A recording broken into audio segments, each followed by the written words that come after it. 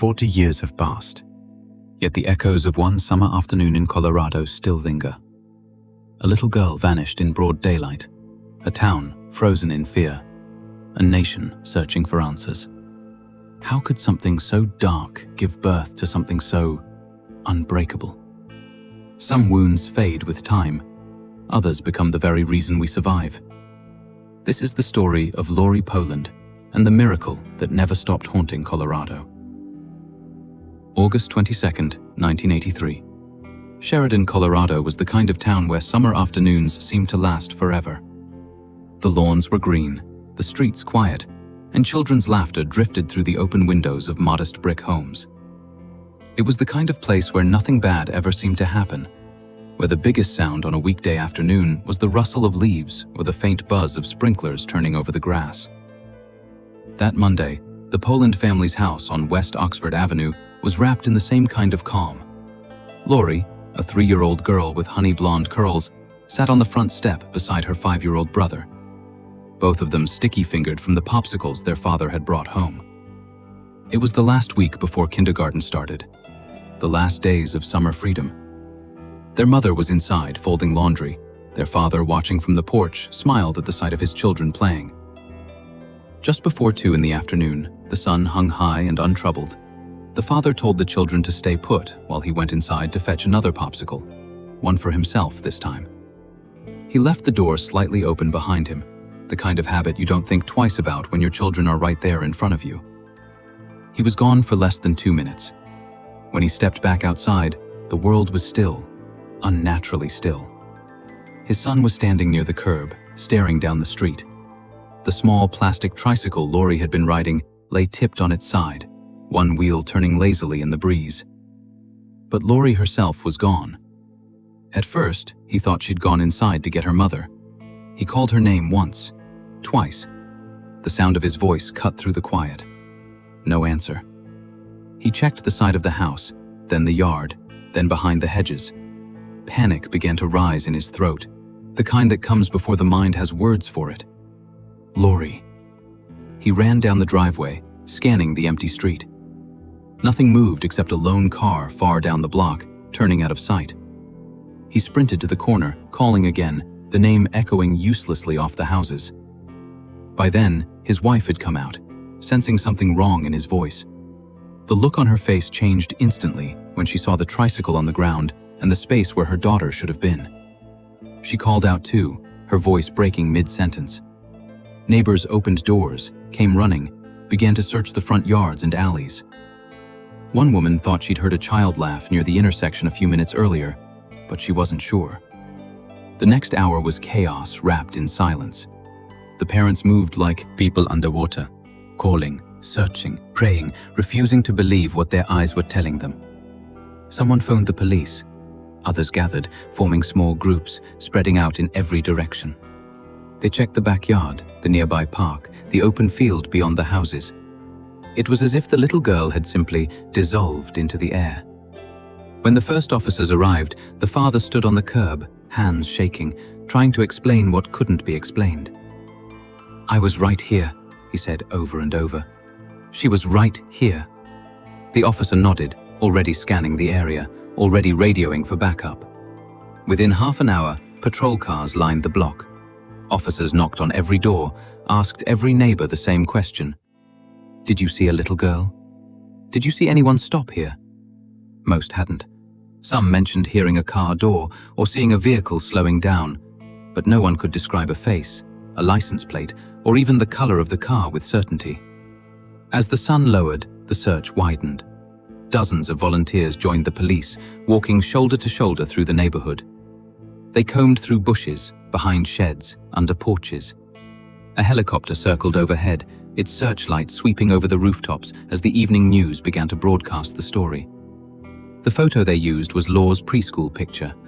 Round cheeks, a pink dress, and a shy half-smile that made viewers ache. By nightfall, what had begun as confusion turned into fear. The parents sat on their porch steps, surrounded by officers and neighbors, the mother clutching one of Law's stuffed animals as if it were her heartbeat. The street, once filled with the sound of children playing, was silent now, except for the distant crackle of police radios. When darkness fell, the officers brought in search dogs. The animals sniffed along the sidewalk, circled the curb, then wandered a few yards down the street before losing the scent entirely. The handler looked up, shaking his head. The trail stopped cold, as if the child had simply vanished. By midnight, word had spread across Sheridan.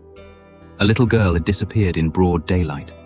Strangers arrived to help, carrying flashlights and thermoses of coffee. They searched until dawn, calling her name into the empty air.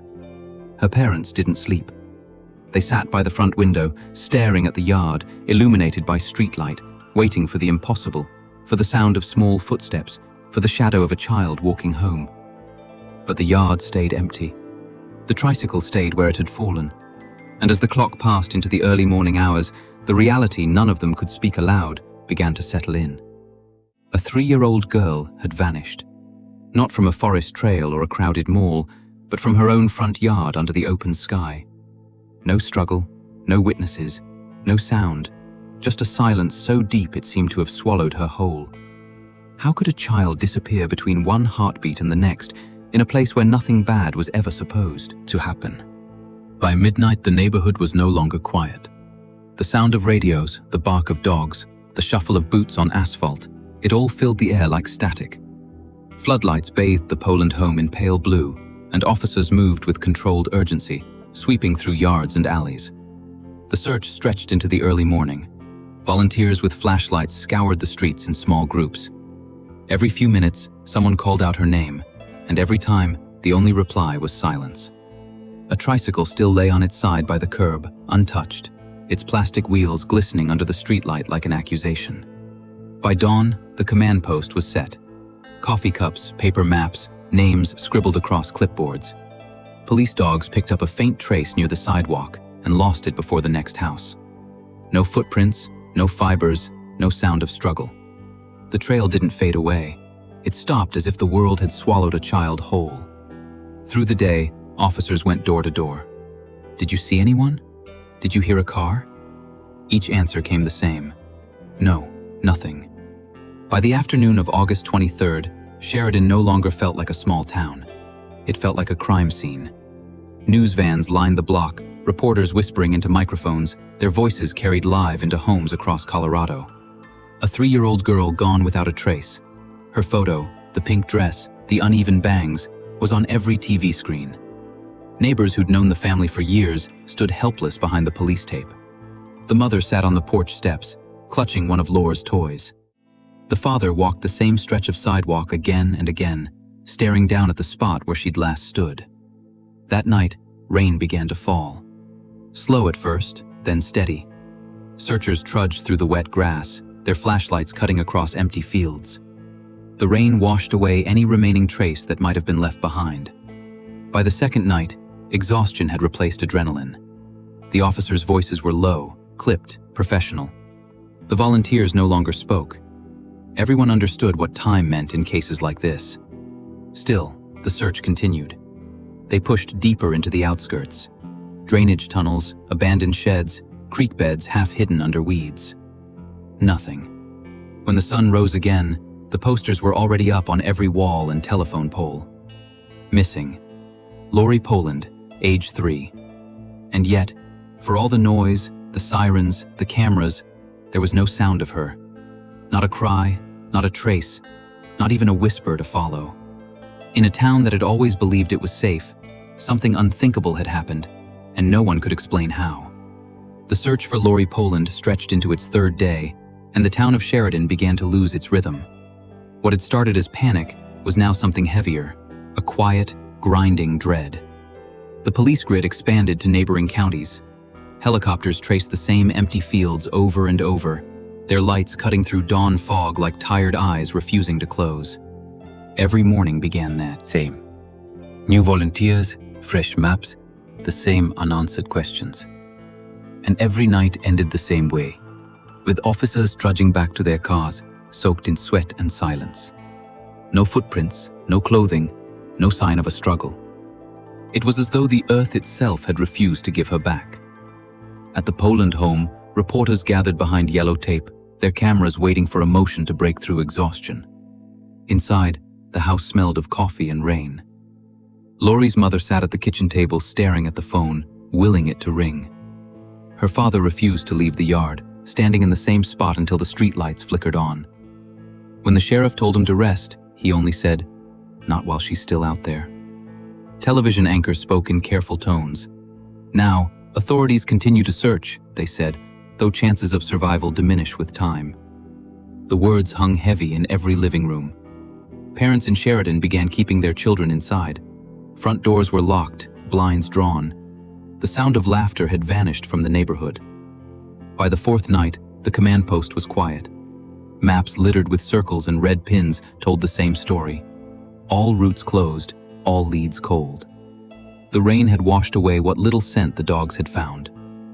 Even the officers had stopped promising that tomorrow would bring answers. The following morning, August 26th, a candlelight vigil formed outside the Poland house. Dozens of neighbors gathered under gray skies, candles trembling in the wind. Someone prayed aloud. Someone else whispered her name. The mother appeared briefly at the door, her face pale, her hands shaking around the candle she carried. "We just want her home," she said, and her voice cracked. No one replied. The only sound was the hiss of rain on the pavement.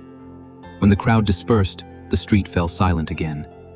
Patrol cars idled a while longer, then drove away one by one. The flashing lights faded into the mist.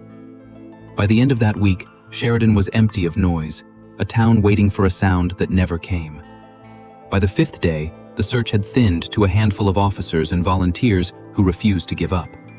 The official command post was being packed away. The sheriff had already told reporters that the active ground operation would scale down, though no one wanted to say aloud what that meant. After 5 days, survival was a word even the most hopeful were beginning to avoid. The posters still clung to every light pole. The photo of the smiling girl now smudged by rain and dust.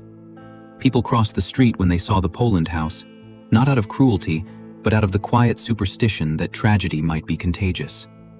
Inside, the family existed in slow motion, eating without tasting, speaking without hearing. The phone never stopped ringing, and yet it never brought news that mattered. Then, late in the afternoon of August 27, 1983, a different kind of call came in. Not to Sheridan, but to a ranger station 40 miles west near the edge of the mountains outside Denver. A couple who had been hiking along an old service road had stopped by a weathered wooden outhouse, one of those forgotten roadside structures used by hunters decades ago. The man, a birdwatcher, had stepped toward it when he heard something faint, a sound so soft it could have been the wind or the creak of wood. But then it came again, thinner this time, and unmistakably human. He froze, listening. The voice was small, strained, coming from below. At first he thought it might be an animal trapped under the floorboards. He knelt, called out a tentative, "Hello," and leaned closer to the opening. The voice came again, clearer now, 2 words that shouldn't have been possible. "Help me!" The man stumbled backward, yelling for his wife. They peered down into the black pit, the stench of waste rising up with the heat. It was almost 15 feet deep. When they shone their flashlight inside, the beam caught something pale moving against the dark. A small hand, a face. The woman gasped. The man turned and sprinted for their car, radioing the nearest ranger station through a CB line. Within an hour, the area was swarming with responders, forest rangers, local deputies, firefighters. No one wanted to believe what they'd heard, but the voice didn't stop. It called again, faint but insistent, breaking through the hum of radios and shouts. "I'm here." The firefighters rigged a rope harness, lowered a man into the hole, and within minutes, his voice echoed upward, trembling. "It's a child. She's alive." When he emerged, he was holding a small body wrapped in a dirty towel. She was barely conscious, her skin gray with exhaustion, her hair matted with grime. The rescuers could smell infection, a sour chemical odor from the pit. Her clothes were shredded, her feet raw and blistered. One of the paramedics recognized her from the missing posters before anyone said her name. "It's Laurie," he whispered, and suddenly, no one could move. She was rushed to the nearest hospital in Denver, sirens clearing the highway. The doctors who met her at the ER doors thought at first she wouldn't survive the night. Her body temperature was dangerously low. Her legs were swollen and raw from chemical burns. She hadn't eaten or drunk water in nearly 4 days. And yet somehow, she clung to life. When nurses tried to speak to her, she barely responded. Her eyes flicked to every movement in the room, but she didn't cry. When asked what had happened, she whispered only fragments, words about a man, a car, and the dark. But most of what she said didn't make sense, the way a child's dream doesn't make sense to an adult. Her parents were notified an hour after her rescue. The father's knees gave out when he heard the words, "She's alive." He didn't believe them until he saw her himself, hooked up to machines, her small hands wrapped in gauze. Her mother sat beside the hospital bed for 12 hours straight, refusing to leave, even when doctors urged her to rest. News of the rescue spread faster than the original disappearance. By nightfall, reporters had gathered outside the hospital. Cameramen stood in the rain, broadcasting live as the nation watched a story that no one had expected to end this way. A missing child, found alive after 4 days underground. Inside the hospital, though, the atmosphere was quieter. Nurses whispered, doctors moved softly. The miracle of her survival carried its own kind of gravity, the kind that demanded reverence. When she finally woke fully that night, she was disoriented. Her voice was rough from dehydration. When asked if she knew where she was, she shook her head. A nurse tried to reassure her, telling her she was safe, that she'd been rescued. Lori blinked slowly, as if trying to remember. Then, in a whisper, she said the same words the hikers had heard echoing from the pit. "I live here now." No one in the room spoke after that. It was as if the sentence itself carried the weight of all she'd endured. The way a child's mind tries to make sense of something it was never meant to know. The next morning, investigators arrived at the site of her rescue. They photographed everything: the outhouse, the rope marks, the small impressions near the edge where someone had stood. There were tire tracks on the dirt road nearby, faint, half erased by rain, and something else that made one of the deputies stop short. A torn piece of fabric caught in a nail on the wooden frame, the color matching the dress Lori had last been seen wearing. The pit itself told the rest of the story. She had been thrown in, not fallen. There was no way a child that young could have climbed down without help. The steep walls were slick with mud and waste. She had survived by standing on a small pile of debris just high enough to keep her head above the filth, calling for help into the dark. When the sheriff arrived, he stood at the edge for a long time without speaking. Finally, he said what everyone was thinking. Whoever did this didn't mean for her to be found. Back at the hospital, Lori was beginning to stabilize. Her fever had broken, her breathing steadied. When a nurse asked if she remembered the man who took her, she shook her head. "He said he'd bring me candy," she whispered, and then closed her eyes. Outside, the crowd of reporters grew until the street was blocked with vans. The story ran on every major network that night. The girl who came back from the dark. People called it a miracle. But the detectives didn't see a miracle. They saw a message. Somewhere out there was a man who had taken a child, done the unthinkable, and left her to die, and now knew that she had lived to tell it. The Whiff case had changed overnight. What had begun as a missing person search was now something far more dangerous. The hospital room where Lori Poland slept was quiet except for the soft pulse of the heart monitor. Nurses moved gently around her, adjusting IV lines and whispering updates to the detectives standing near the door. 4 days in a pit, they kept reminding each other. 4 days in darkness, alone without food or water. No one could understand how she was still alive. When Lori finally opened her eyes fully, she was frightened by the brightness of the room. Her voice was barely more than a whisper, and her words came out in fragments as though they had been shattered by what she'd endured. She remembered a man, a car, The sound of gravel under tires. He had offered her candy. He had said he'd take her to her father. And then, darkness and the smell of something sharp and foul. Detectives took notes quietly, careful not to interrupt. Laurie was only 3 years old, but some of the details were specific. The car seat was orange, the inside smelled like metal, and the man had a scratch on his cheek. The windows, she said, were down. It wasn't much, but it was something. That same evening, investigators returned to the area around the Poland home. Several neighbors had previously reported seeing a small orange car on the day Laurie vanished. The color wasn't common, a faded, rusted orange, like a late 1970s Datsun sedan. One woman even recalled part of the license plate, CR something. Detectives began to pull DMV records for every orange Datsun registered within 50 miles of Sheridan. There were 27 in total. The task force split the list into zones, sending plainclothes officers to quietly check each owner. They weren't looking for confessions, just inconsistencies. 3 nights later, one of the names drew attention.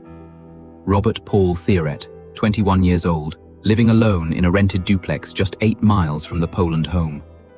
His neighbors described him as odd but polite, a quiet man who often tinkered with his car late at night.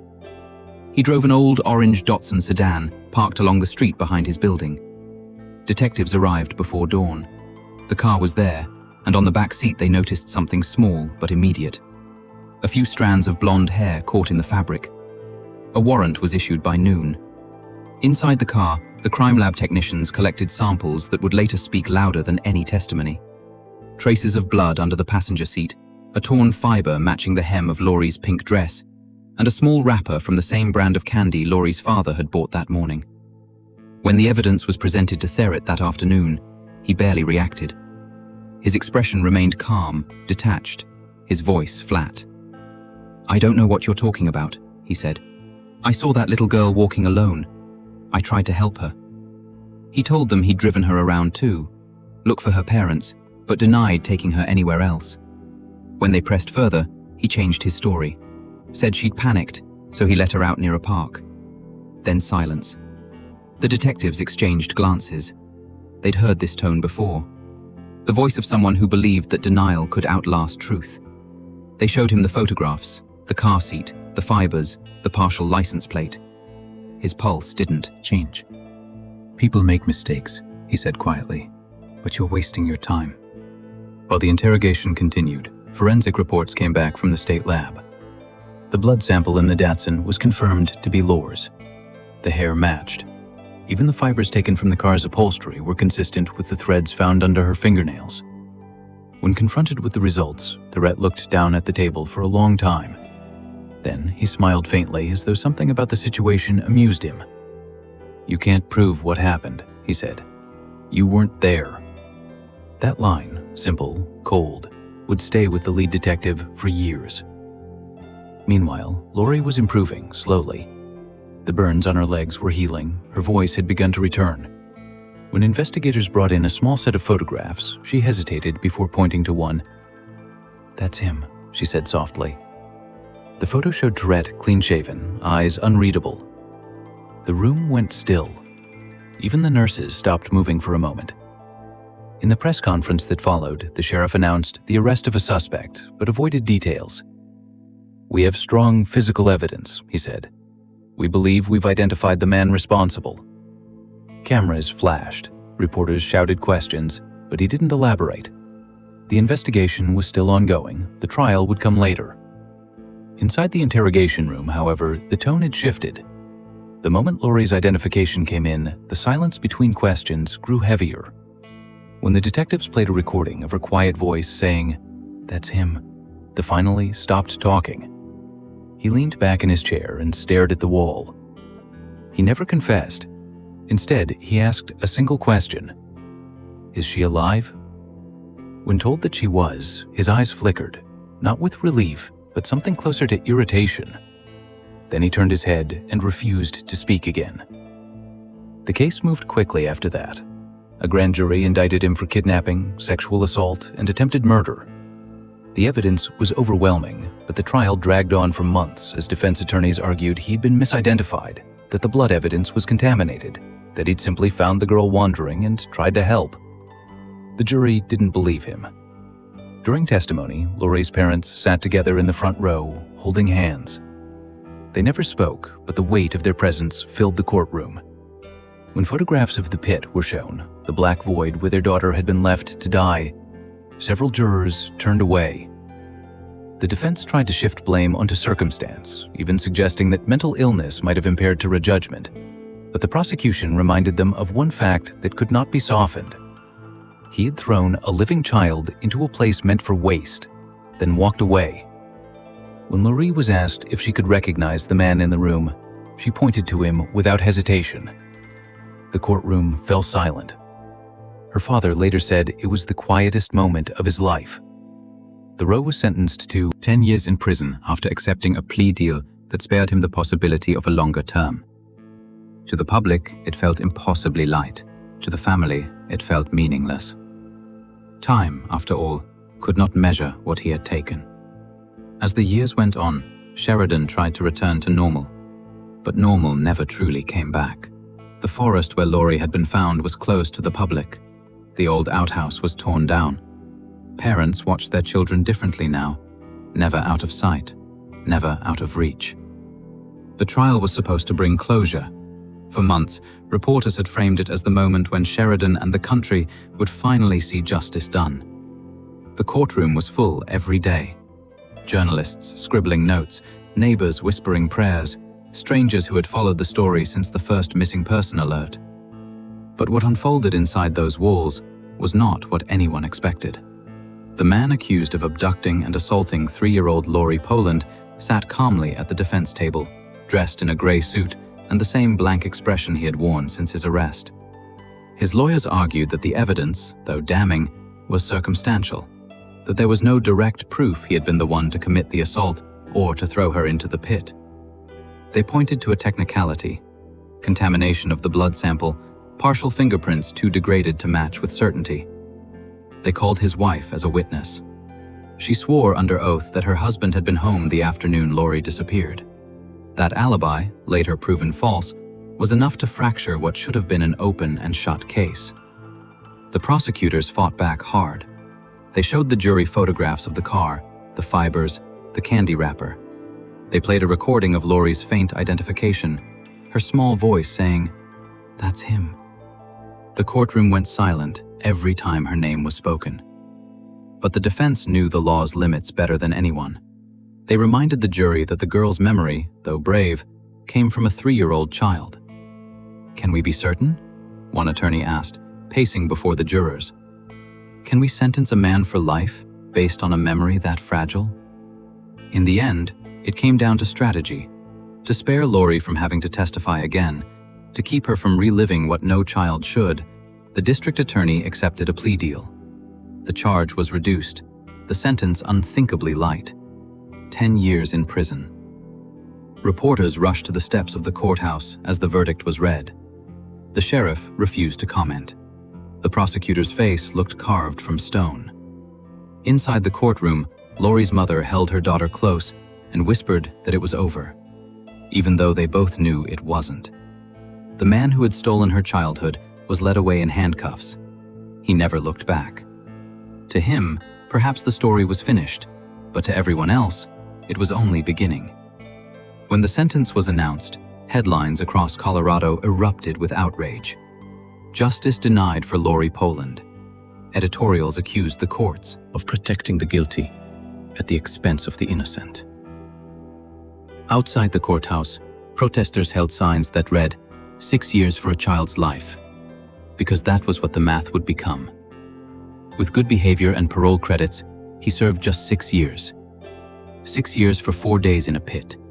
6 years for a lifetime of nightmares. When he walked out of prison in 1990, the cameras were waiting again. His head was lowered, his expression unchanged. He didn't speak, didn't apologize. Within months, he left Colorado altogether, eventually resurfacing in California as a registered sex offender. For the Poland family, the release reopened every wound. Lori was 9 years old then, old enough to understand what out of prison meant. Her mother refused to let her watch the news, but the headlines found her anyway, at school, whispered among parents, printed on front pages at the grocery store. Her father said nothing for days. Then one evening, he walked out to the backyard and smashed the wooden fence with a hammer until his hands bled. Lori remembered the sound more than the words, the rhythm of anger, the echo of something that wouldn't fade. The public called it a failure of justice. For Lori, it became something else entirely, a lesson in what justice really meant to her. Prison walls didn't hold the man who had hurt her. They held an idea. The idea that punishment could ever make her whole, that 6 years could erase 4 days in a hole. She would later tell interviewers that she never believed in closure. "There's no closing what doesn't end," she said quietly. "You just learn to live around it." But she did live. She grew older, studied psychology, and began to turn the same questions that haunted her inward. How does a child survive something that should have ended them? What does healing look like when the world has already decided your story is finished? Those questions became her compass. As an adult, she worked with survivors of abuse and neglect, helping them find language for pain that the courts could never name. She told them that healing wasn't a verdict. It was a choice you made over and over again. "I don't think of him anymore," she once said in an interview. "He had 6 years of my silence. He doesn't get the rest of my life." Still, every August, the memories returned. The sound of gravel, the smell of rain, the voice that told her to get into the car. Some nights she woke gasping, her body remembering what her mind had tried to forget. But then morning came, and she stood up. That, she decided, was her victory. For the people of Sheridan, the case remained a scar, a reminder that evil could wear an ordinary face, drive an ordinary car, and still walk free. Parents held their children closer. The woods where she'd been found were closed for years. And yet, out of that darkness, something larger emerged. Conversations about child safety, survivor advocacy, and the limits of the law itself. Because if the system had failed her, Lori refused to.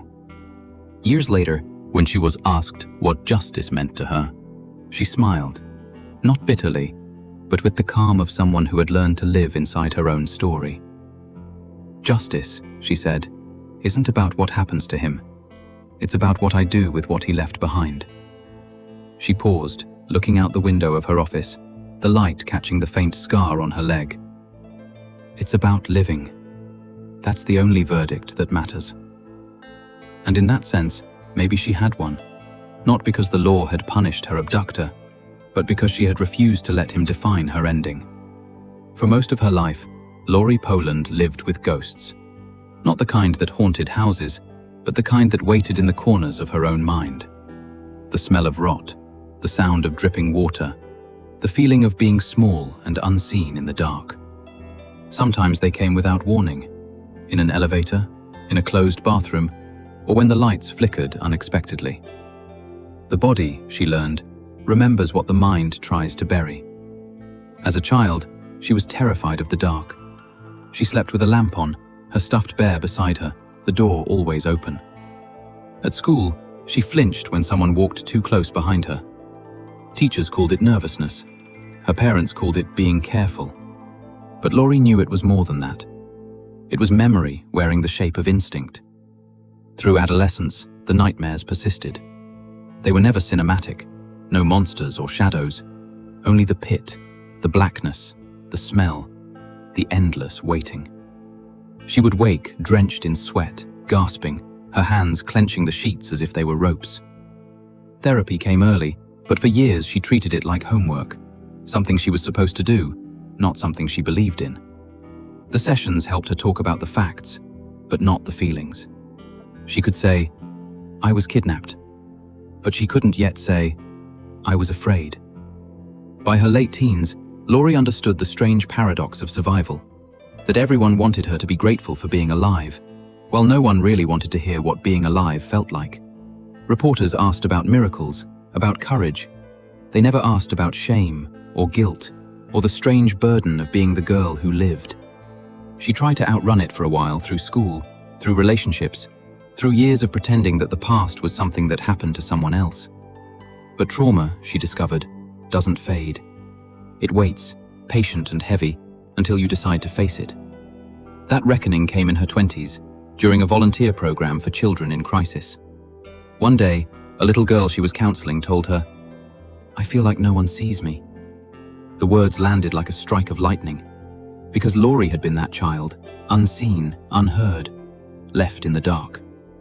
That was the day she decided to stop running. She returned to therapy, this time as both patient and student. She studied psychology, learned about the language of trauma, and slowly built a bridge between the child she had been and the woman she wanted to become. Healing, she realized, was not a straight line. It was a loop, a constant negotiation between memory and meaning. In her 30s, Laurie became a licensed therapist specializing in childhood trauma and resilience. Her office was quiet and sunlit, with soft chairs and open windows, no dark corners, no locked doors. Safety, she often told her clients, isn't just a place, it's a feeling we have to rebuild. Her work caught the attention of medical advocates, and soon she joined forces with researchers and doctors to co-found the National Foundation to End Child Abuse and Neglect. The organization sought to change how the world viewed abuse, not just as a crime, but as a public health issue, one that left scars both physical and invisible. As the executive director, Laurie spoke at universities, hospitals, and conferences, using her story not for sympathy, but for proof that survival was possible, that brokenness was not the end. In interviews, her tone was calm, matter-of-fact, even when discussing the most horrific details. "I don't remember everything," she once said, "but my body does, and that's enough to teach me compassion." In 2022, she published her memoir titled "I Live Here Now," named after the words she had spoken as a child from the bottom of the pit. In its pages, she wrote not about the crime, but about the reclamation, how she had learned to inhabit her own life again. "I used to think those words meant surrender," she wrote. "Now I think they meant survival. Because I didn't say, 'I die here now.' I said, 'I live here now.' And somehow, I did." The book became a quiet success, passed among survivors and therapists, used in classrooms and support groups. Readers described it as both devastating and luminous, a story that didn't erase pain, but refused to let pain erase hope. Over the years, Laurie became the voice she once needed to hear, the steady one that told others they mattered, that healing was not about erasing the past, but learning how to live beside it. When asked what message she hoped her work would leave behind, she smiled the way people do when they've already survived the hardest part. "You matter," she said. "When you believe you matter, you can do impossible things." Those words became NCAN's unofficial motto. They appeared on banners, t-shirts, and the organization's website. But to Laurie, they were more than a slogan. They were a quiet rebellion against the silence that had once defined her. She still carried the scars, the physical ones on her legs, the invisible ones that showed up in moments of panic or exhaustion. Healing didn't erase them. It turned them into markers of distance, proof of how far she'd come. Every August, when the anniversary came, she visited the mountains west of Denver. Not the exact site, but close enough to feel the same air. She would stand beneath the trees, close her eyes, and let the silence wash over her. It was no longer frightening. It was hers. She once told the reporter, "The man who hurt me thought he buried me. He didn't know I was a seed." And maybe that's what her story became. Not a tale of survival alone, but of transformation. A child left in the dark grew into a woman who devoted her life to pulling others out of it. Her voice, once small and trembling, now carried across auditoriums and airwaves. The same voice that once whispered from the pit, now reminding others to keep living, to keep reaching for light. If this story moved you, like, share, and subscribe. Every click helps us keep telling the stories that remind the world what survival really means. Because every view, every comment, keeps their voices and their courage alive.